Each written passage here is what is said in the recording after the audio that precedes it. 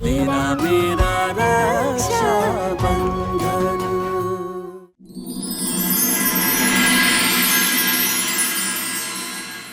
রশনি, দেখ তোর দাদা এসেছে। ভাই ফোঁটা দিবি আয়।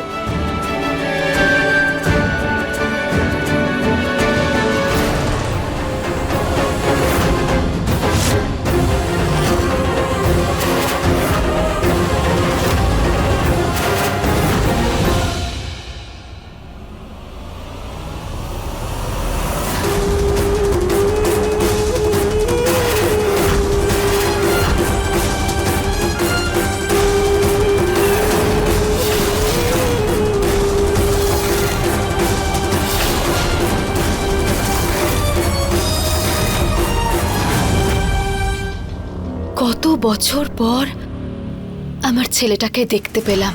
কত বড় হয়ে গেছিস রে তুই। একেবারে একরকম চেহারা, সেরকমই মুখ চোখ। দেখে মনে হচ্ছে আমার চোখের সামনে একদম জমিদার বাবু চলে এসেছেন। এবার তো আমি বিশ্বাস করতে শুরু করেছি যে ভগবান আছেন, এত বছর পরে আমার ছেলেকে ফিরিয়ে দিয়েছেন।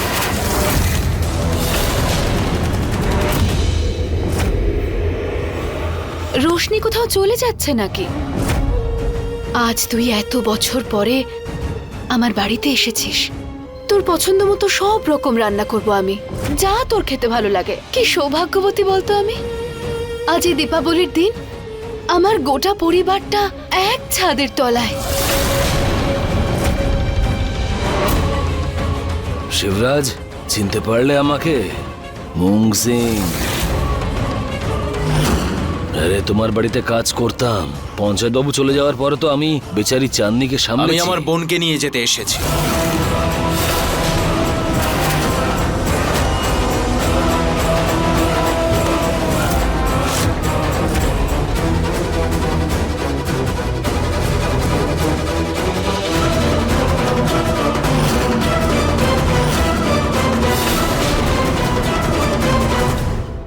আমার বোনের হাত ছাড়। সম্মান দিয়ে তোর বোনের স্বামী হই আমি। যদি হাত জোড় করে বলিস তাহলে ছেড়ে দেব।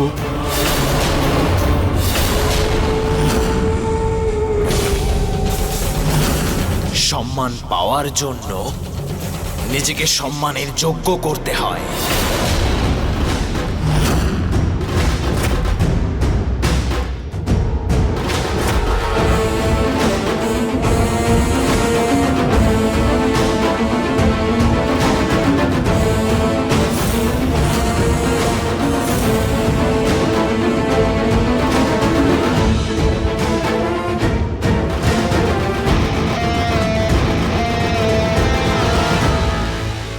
ব্যবহারটা দেখলে ওর। মেজাজ তো অনেকেরই দেখেছি সমর, কিন্তু ভেঙে পড়ে সেই যার কাছে সম্পর্কের মূল্য আছে। ওকে ভাঙতে খুব মজা লাগবে।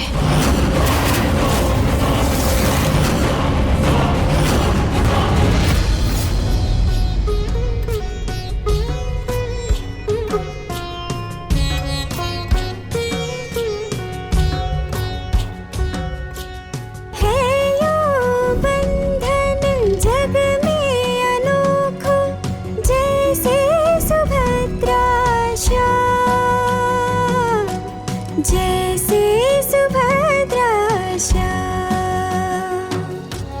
दीपक ज्योति जैसा बंधन तेरा मेरा रक्षा बंधन। दीपक ज्योति जैसा बंधन तेरा मेरा रक्षा बंधन।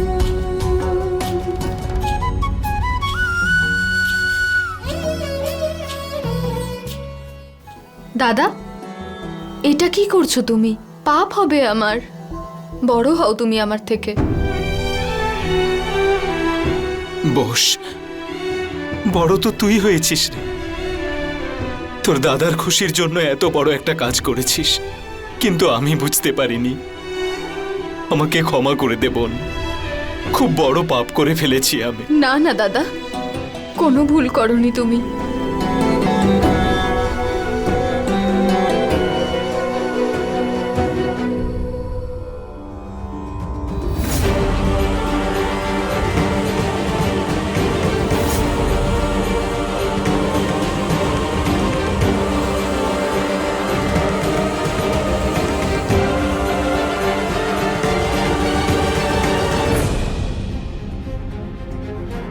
রোশনি, আমি সব জানতে পেরেছি।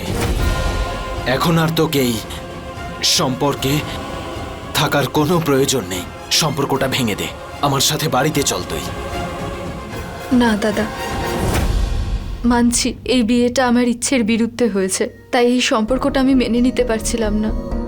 কিন্তু বিয়ের 7 পাক ঘোরা, প্রতিশ্রুতি, এগুলো আমার কাছে ততটাই গুরুত্বপূর্ণ যতটা তোমার সাথে কনক বৌদির সম্পর্ক গুরুত্বপূর্ণ। দাদা, যখনই এই সিঁদুর, এই মঙ্গলসূত্র দেখতে পাই না, তখন মনে হয় দাদার বোন রোশনি এখন সমর বাবুর স্ত্রী হয়ে গেছে।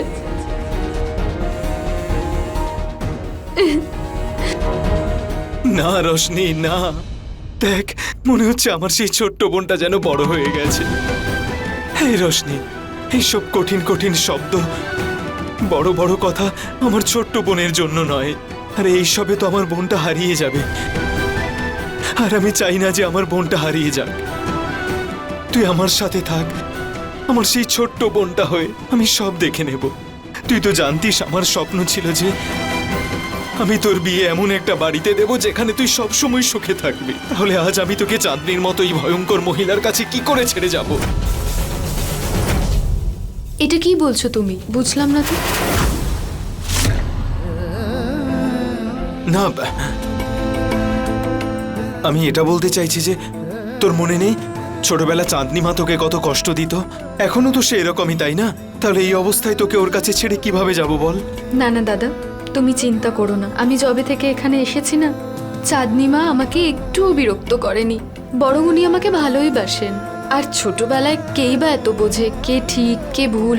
এমনটাও তো হতে পারে যে আমাদেরই কোনো ভুল হয়েছে, চাঁদনি মাকে আমরা ভুল চিনেছি।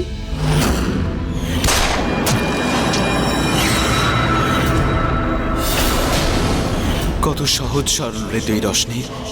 যাকে তুই এত ভালো ভাবছিস সেই আমাদের বাবাকে খুন করেছে। কিভাবে ওর কাছে তোকে ছেড়ে যাব আমি? দাদা, আমাকে বিশ্বাস করো, আমি এখানে ভালো আছি। আর তুমি যদি এভাবে চিন্তা করতে থাকো তাহলে আমারও তো অনেক চিন্তা বাড়বে তোমার জন্য। আমি ভেবেছিলাম যে তোর বিয়েতে তোকে একটা বড় উপহার দেব। যাই হোক, আজ ভাইফোঁটার দিন একটা ছোট্ট উপহার নিয়ে এসেছি আমি।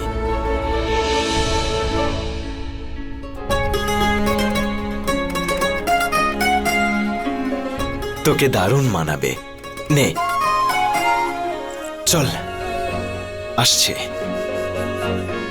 আবার আসবো দেখা করতে। আর কোনো সমস্যা হলে আমায় বলিস।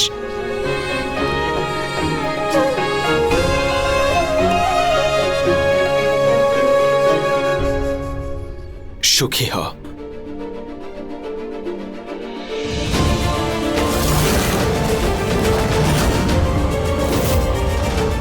আমার বোনের সাথে তোর বিয়েটা না হলে এখনই তোকে এখানেই পুঁতে দিতাম আমি।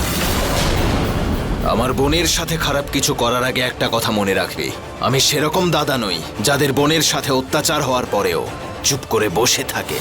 আমার বোনের সাথে কোনো খারাপ ব্যবহার করলে, কখনো যদি ওর চোখে আমি জল দেখি, তাহলে তোর সারা জীবনের খুশি কেড়ে নেব। আর কখনোই হাসতে পারবি না তুই, এই কথাটা মনে রাখিস।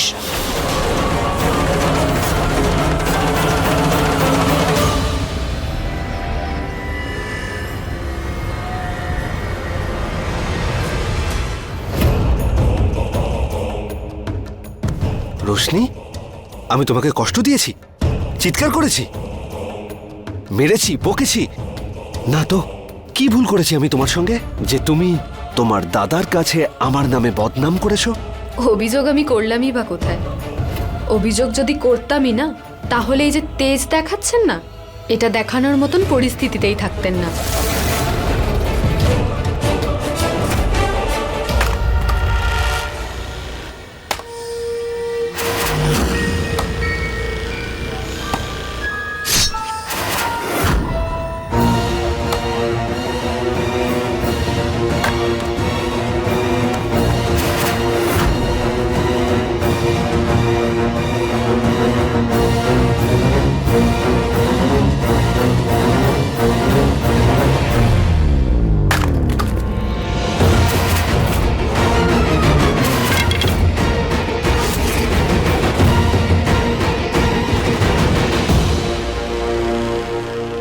সোজা কথায় আসে, আমাকে ছেলেবেলার ওই সহজ সরল শিবা বলে ভেবে ভুল করবেন না।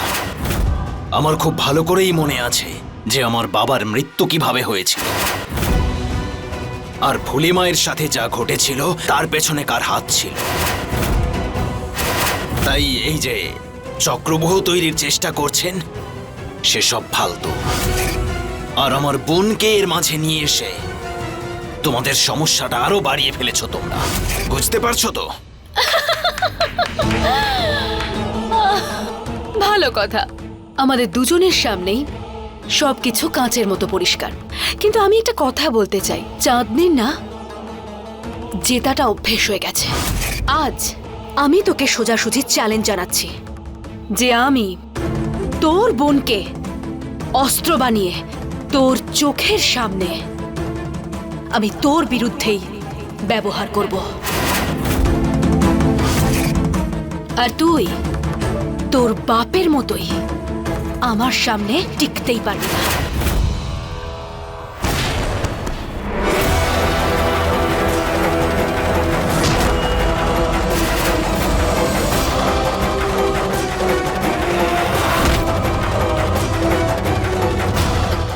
আরে দাঁড়িয়ে দাঁড়িয়ে দেখছো কি? মারো ওকে!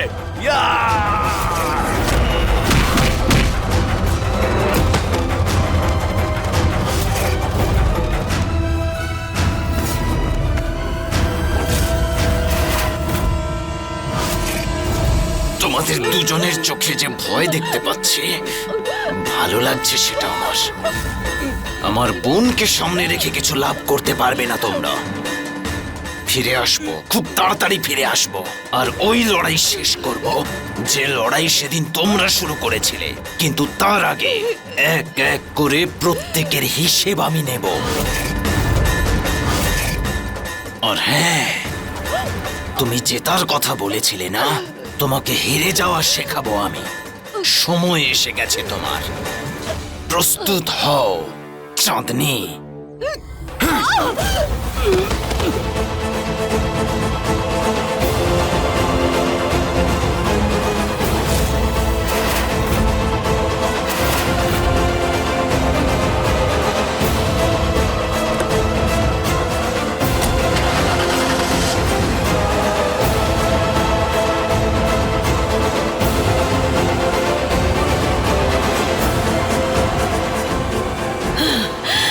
ছাড়বো না আমি একে।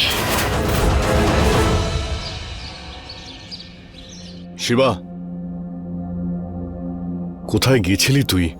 যখন থেকে তুই চাঁদনি আর ওর স্বামীর নাম শুনেছিস, তুই আর নিজের মধ্যে নেই। ব্যাপারটা কি? বাবা, গত 15 বছর ধরে আপনি আমাকে অনেকবার জিজ্ঞেস করেছেন যে আমি কে, কোথা থেকে এসেছি, আমার পরিবারকে, আর আমি বারবার আপনার কথা এড়িয়ে গেছি, উত্তর দিতে চাইনি।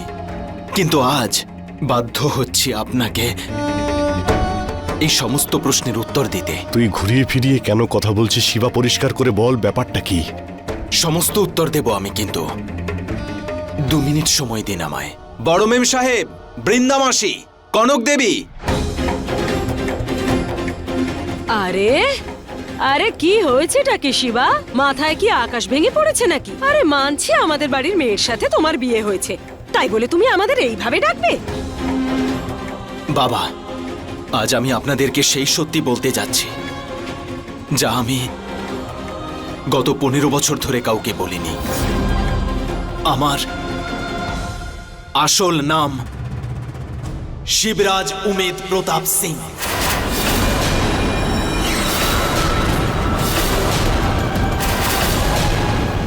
আমার বাবা দেবরিয়া গ্রামের জমিদার ছিলেন। আপনারা ওনার সম্বন্ধে জানেন। তুই আর রশনি প্রধান উমেদ সিং এর ছেলে মেয়ে? এই কথাটা তুই আমাকে এত বছর ধরে কেন বলিসনি?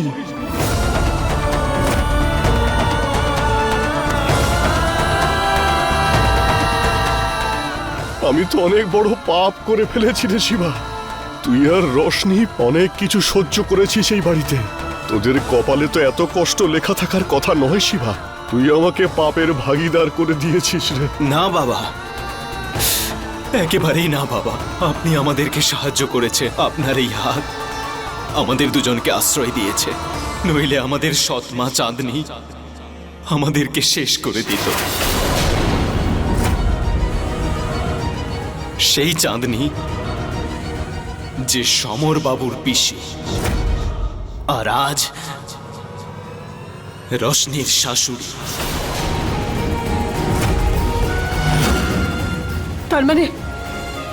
তার মানে রোশনি সব জানতো? সমর যে বাইরে যাওয়ার কথা বলছিল সেখানে তোর বোনও ছিল, তাই না? সমর আর রোশনি দুজনে এই কাণ্ডটা করেছে। কনককে ওখানে ডাকলো আর নিজেই ওর সঙ্গে পালিয়ে গেল। আর আমার মেয়েটাকে সমাজের সামনে কত ছোট করলো তোর বোন। বড় মেম সাহেব, আমার বোনের গায়ে মিথ্যে কলঙ্ক দেবেন না। সমর কার ভাইপো, তার পিসিকে, সে কোথা থেকে এসেছে, এটা না আমি জানতাম না আমার বোন। আমি হয়তো আপনাকে এটা বোঝাতে পারবো না, কিন্তু দাদার সংসার বাঁচানোর জন্য আমার বোন নিজের জীবন শেষ করেছে। আর এটাই সত্যি। খারাপ না লাগলে একটা কথা বলি, তুমি কি ভেবেছো তুমি এরকম মন গড়া গল্প বলবে আর আমরা সবাই তোমার ফাঁদে পা দিয়ে দেব? মেনে নিচ্ছি যে তুমি পঞ্চায়েত প্রধান সিং মশাইয়ের ছেলে। উমেদ সিং এর রক্ত আমার শরীরে বইছে, এ কথা প্রমাণ করার জন্য আমার কাছে কালকেও অনেক প্রমাণ ছিল আর আজকেও আছে। কিন্তু সেসবের চেয়েও এখন বেশি প্রয়োজনীয় যে আমার বোন সুরক্ষিত থাকে, ওর যেন কোনো ঝুঁকি না হয়। এত বড় পরিবারের হয়েও আমার বোনের সুরক্ষার জন্য আমার চাকর হতেও আপত্তি ছিল না। বড় মেম সাহেব, আপনাদের সবার জন্য যে সম্মান, যে শ্রদ্ধা ছিল তা আজও আছে। কিন্তু এখন আপনাদের এটা ভেবে লজ্জিত হতে হবে না যে আপনার জামাই একজন চাকর। আমার আগেই মনে হয়েছিল নিশ্চয়ই তোদের শরীরে কোনো ভালো পরিবারের রক্ত বইছে রে। আয় আমার বুকে আয়।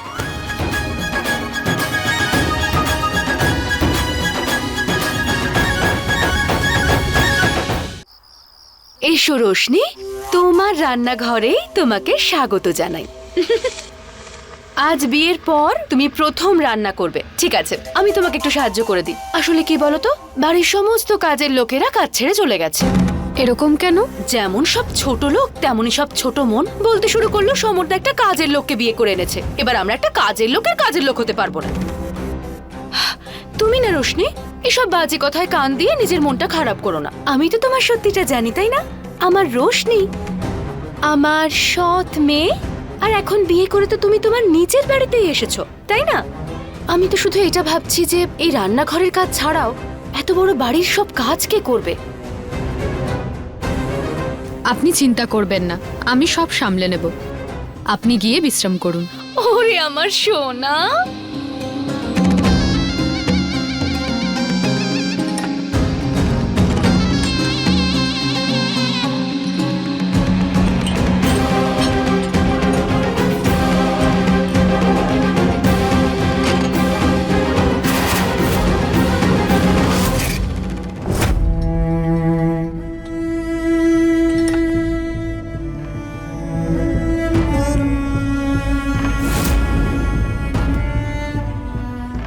এরকমটা কেন লাগছে যে সমরবাবুর আমাকে বিয়ে করা, আমাকে আমার বাড়িতে নিয়ে আসা, চাঁদনি মায়ের এখানে থাকা, এই সমস্ত কিছুর পিছনে খারাপ কোনো উদ্দেশ্য নেই তো?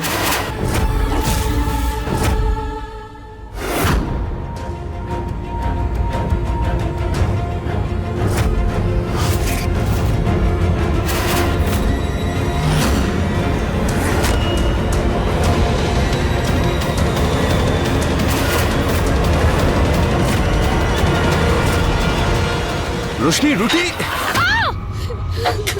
দেখি দেখি দেখি sorry sorry sorry sorry sorry এক্ষুনি গিয়ে দেখো বরফ আছে কিনা যাও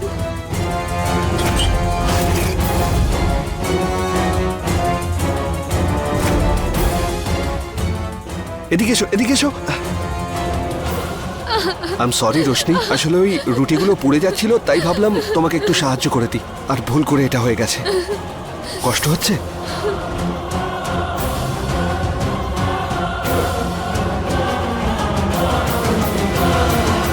রোশনি আর কতক্ষণে খাবার আসবে? সবাই অপেক্ষা করছে তো। ব্যাস আর একটুখানি। হে ভগবান, এটা তো একদম ঠিক হলো না। রোশনি, এসব কি করলে তুমি? একটা রান্নাও করতে পারোনি? আরে যদি না করতে পারবে সেটা পরিষ্কার করে বললেই হতো। তোমার শ্বশুর মশাইয়ের তো যখন তখন সুগার ফল করে। হ্যাঁ টাইমে খাবার না খেলে ওর শরীরটা খারাপ হয়ে যাবে তো। হ্যাঁ চাঁদনি চুপ কর।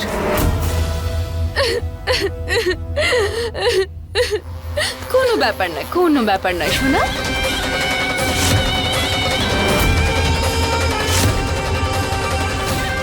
আজ তো প্রথম দিন রোশনি, আর প্রথম দিনেই কেঁদে ফেললে।